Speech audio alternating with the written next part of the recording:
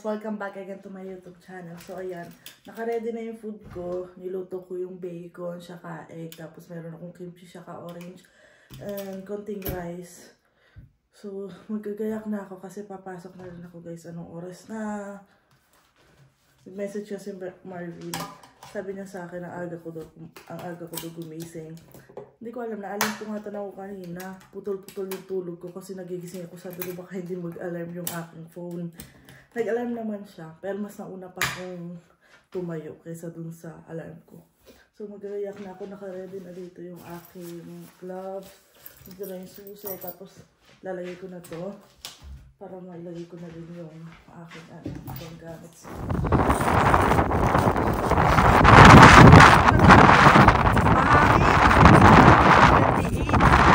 Malakas ang hangin kaya malamig sa mukha. Nagdala ako ng pagtakip sa mukha.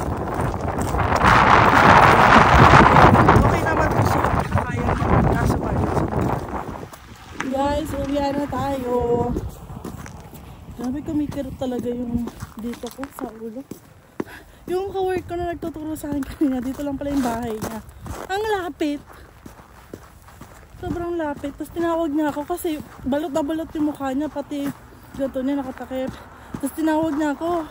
Sabi niya sa akin kung dito rin daw ba ako. Sabi ko diretso pa yung akin. Tapos ayun. Tapos si Ate Lania sa ni Kuya Mark, panghapon na pala. Kaya pala, kaya nag-gusto pa Ate Mary yung kasama kong bago din. Hinintay namin si Ate Lani. Mas gusto ko pinawin magturo si Ate Lani. Si Ate Lani pala yung nagpanghapon na. Tapos bukas day off siya. O nga, bukas day off siya. Saka Friday ata. Si Ate Lani kasi tumatawa-tawa lang din sa pag kami nagkakaano eh. Mas mga ano. Gusto rin natin meron si Ate Lani magturo eh. Hindi ba siya ganun kasi hindi siya ano, yung parang hindi nakaka-pressure magturo. Tapos minsan tatawa-tawa na din sa amin. Ayan. Lakad tayo. Tapos mamaya, hintay ko na lang yung tawag ni Marvin. Tapos si Ate Mary, buti wala siyang work ngayon. Kasi naka-double job nga siya. Pero dyan lang din yung work niya, malapit lang din. Yung KFC guys. Pinakita ko KFC. Doon siya nag-work. Pag day off pala niya, nagtatrabaho siya din. Oh, tignan niyo yung park dito. Ayan. Yung park. Ang lawak ng park. Ayan yung park dito. Ang lawak. May mga bata nagpapaano dyan eh. Nagpapadaus-us. Saan nga sila nagpapadaus-us dyan? May nakita ako dun eh. Taas ng snow. Lang cute. Cute tingnan. Wala na yung mga ano, snow dito. Nung nakaraan puting-puti itong mga to eh. Ngayon wala na.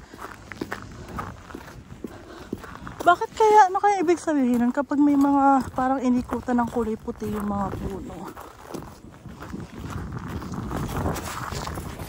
Ayan. Dito tayo. Ay, okay. Just bastos. Ayan. Wala kasing sidewalk dito eh, kaya dyan ako dumadaan eh. So mga snow. Oh. Kasi yung sasakyan. Ay, kabayo. Hi guys, bali hindi na ako nakapag-update sa inyo kanina kasi pag-uwi ko bagsak na talaga ako. Tapos kanina, din mga nagbabasa-basa rin ako ng mga comments. Tapos may nabasa ako na, yun nga, ang mga ano nila, bakit hindi ako sumunod kay Marvin. So, ayun nga po, diba nga po sinabi ko, nakakuha kami parehas ng trabaho na makakatulong sa pang-apply namin ng PR. Parehas kami. So, kasi nung una, ang nauna kasi, nauna siya. Ay, nauna ba siyang nakakuha? Oo nga, nakakuha siya. Tapos nga, yung dumating kami dito na interview ako, natanggap nga ako. Tapos, ayun nga, merong mga comment na atat daw kasi kami makakuha ng PR dito. Eh dahil nga po nagkakahigpitan, halos lahat naman ganyan ang pinopokus talaga na makakuha ng permanent resident. Lalo na next year na yung botohan, October ata. Kaya hanggang, sabi nila, hanggang magbotohan, madaming magbabagong policy. Siyempre gusto sana muna namin masecure yung status namin bago dumating yung araw na yon. Tapos may nag-comment din na bakit daw lumipat kami ng winter. Yun, winter. Kasi po, yun na nga, bali nakakuha na kasi ng opportunity si Marvin. Kesa naman po hindi namin i-grab yun. Kasi ngayon, nagsisimula na yung bilang nung kanya. Yung experience niya doon. Plituhin pa namin kung sakali. Kaya nag-grab na namin. Para at least po ngayon, dalawa kaming nagkikay ng experience para doon sa application namin. Kasi na mauna. Pero yun pa, if ever nga po na mauna si Marvin, baka lumipat ako doon ako maghanap ng work. Comment din sa akin na, ayun daw, nakikitira daw ako. Hindi pa ako nakikitira, nakagbabayad po kami ng upa dito. Sabi ko, nung una, nakitira kami kala Ate Maan, kasi nga si Ate Maan nga, sa Toronto pa lang, nag-uusap na kami. December 2022, nung bagong dating lang sila Ate Maan. Nauna lang sa amin sila Ate Maan ng 3 days. Snowstorm pa yun nung dumating sila dito. Tapos Pasko kami dumating dito. Kasi nga, naghahanap na rin ng work nun sa Ate Maan. Tapos ako din, naghahanap ako ng work. Tapos nag-post ako dun sa group sa Toronto hanggang sa nakita ni Ate Maan yung name ko. Nag-chat siya sa akin na ano nga daw, baka daw may alam din ako. Mag-apply daw kami ng work. Apply daw kami magkasama. Pero hindi kami nagkikita, nagkaka-chat kami na Ate Maan. Tatawa nga ako kasi nga nauna po si Marvin mamit ni Marvin sila Ate Maan at si Kuya Toto dito na sa Saskatchewan nung bumisita si Marvin doon nag-stay. Tapos ayun, nung sa Toronto, ilang beses din kami nagbalak ni Ate Maan magkita, hindi matuloy-tuloy. May gusto nga siyang ibigay sa amin doon kasi sa warehouse siya nag-work doon. Parang couple ata kami ni Marvin na pantulog, tapos may iba pa siyang gustong ibigay sa akin. Ay si Ate Maan din, ang sipag din. 7 days din nagtatrabaho pala yun. Ako nga, diba, 7 days din ako nagtatrabaho. Hindi nagkakatugma yung oras namin hanggang sa hindi na natuloy yung pagkikita namin hanggang sa nalaman ko na lang nandito na rin sila. Noong una, alam ko nga, nasa Manitoba sila kasi nandun nga yung kapatid ko. Ito hanggang sa, yun, dito sila sa Saskatchewan. Kasi nga, diba nga, doon yung kapatid ko, Kuya Toto.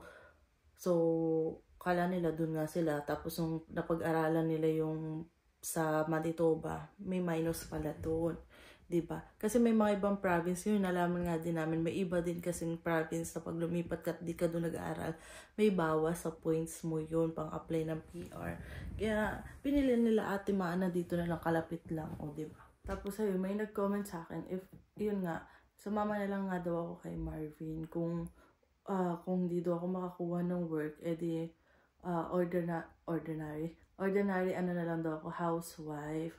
Kasi naman may work naman si Marvin. Tapos yan nga, nag-overtime. Yun nga, mag-overtime si Marvin. Pag nag-overtime si Marvin, bihira na yung makaka-uwi dito, guys. Kasi nga, yun nga, ano niya din yung overtime para pandagdag din sa ipon namin. Ayun. Kasi daw, mas malaki nga din talagang tipid. Yun nga po, talagang malaki talaga matitipid namin kung magkasama po kami. Pero yun nga, tinitiis nga lang po muna namin talaga magkahiwalay para if ever kung sino na lang munang mauna. O kung mauna ako makapag-apply ng PR, edi dito na si Marvin. Kung mauna siya, doon ako lilipat ako doon. Kasi syempre, pag na-PR ka naman doon, hindi ka naman... kasi syempre yung iba, kaya nga yung iba hindi na nagbibigay ng JAL. Dahil, hindi na susuport na kasi nga inaalisan sila agad. Syempre, parang na din namin yun, utang na loob. And if ever, doon na lang din ako mag-work sa company Marvin kapag may hiring. Kasi ngayon, wala pa silang hiring doon sa work niya. Kung may hiring, edi sana nandun din ako, diba? Pero, ayun nga, ganyan muna yung setup namin. Tiis muna kami.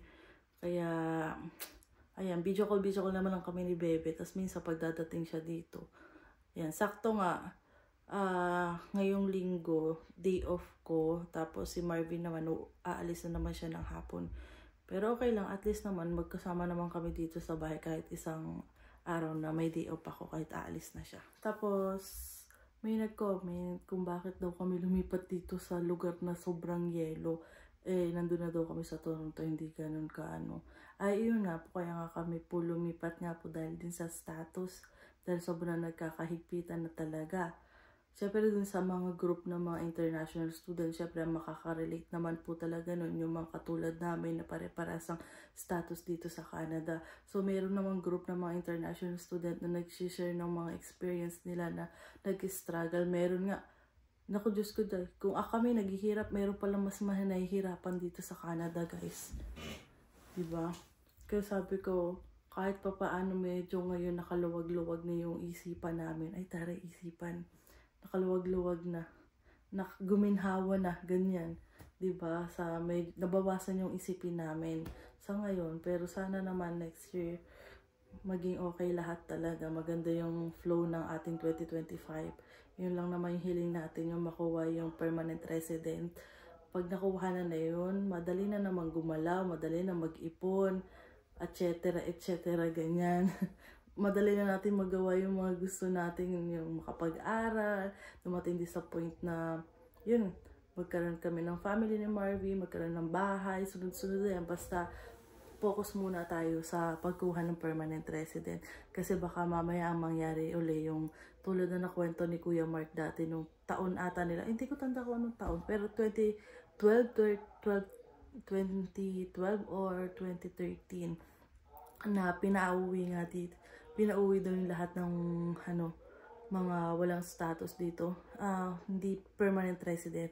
Kasi yung kakilala ko, ate ng kaibigan ko na nandito din sa Saskatchewan, galing silang busy kasi nawalan siya ng, hindi na rin yun ng employer niya yung kanyang working visa. So, kasabayan din namin sila. Pa-expired na ngayong December. Ngayong December na-expire yung kanyang, tawag dito, expired yung working visa ni ate. Tapos inilaban niya. Kasi nga, sabi ng employer, ni-renew na siya, pero hindi naman pala ni-renew. So, nung inilaban niya, nabigyan siya ni Canada ng 1-year extension ng work permit. Basta makahanap siya ng bagong employer. So, punta siya dito sa Saskatchewan. Nakakuha siya dito sa Saskatchewan ng employer. Pero yun nga, ang nangyari pa nga nun, si ate, hindi agad nakapunta ng Saskatchewan. So, yung kaibigan niya nasa BC, na nawalan din ng work permit, ibinigay niya muna.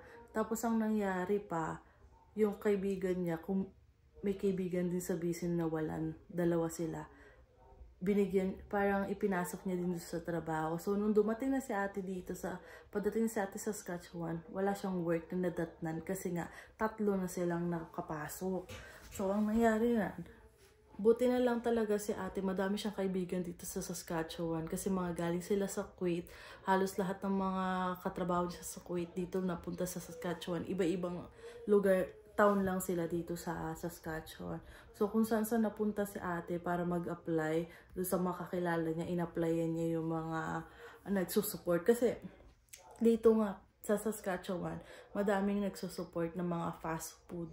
Kaso nga, magtsatsaga ka talaga maghanap talaga, guys. Hindi din biro yung paghahanap. Dapat talaga may mga kakilala ka para matutulungan ka rin nila. Siyempre, mga referral din yan. Tapos magtatanong-tanong yung mga small town doon. Kasi yung mga small town doon naman dito sa Saskatchewan, yung mga fast food, talagang pagpuntahan mo daw yan, isa-isahan mo daw yan. Tapos magtatanong ka, makakakuha ka daw ng mag-i-sponsor talaga. So sa awa ng Diyos, nakakuha naman si ate, thank you Lord. Kasi nga, tumatakbo na yung 1 year nila. So next year pa expired na sila. So yun, nakakuha ng work si ate.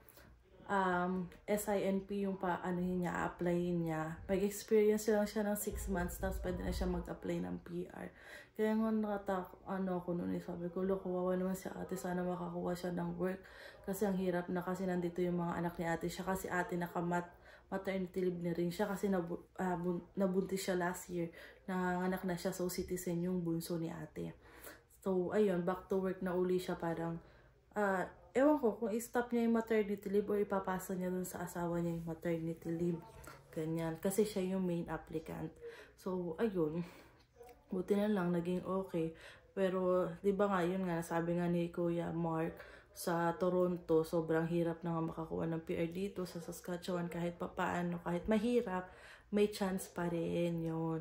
Yun nga lang, magtsatsaga ka, tapos kailangan meron kang mga kakilala din dito. Nasaktuhan nga lang din na merong sa amin sa work ni Marvin. Tapos yun nga, sakto na may bagong bukas na Tim Hortons dito sa Regina. Tapos, sabihan ako ni Kuya Mark kung gusto ko mag-apply. Nag-try ako mag-apply, natanggap naman ako.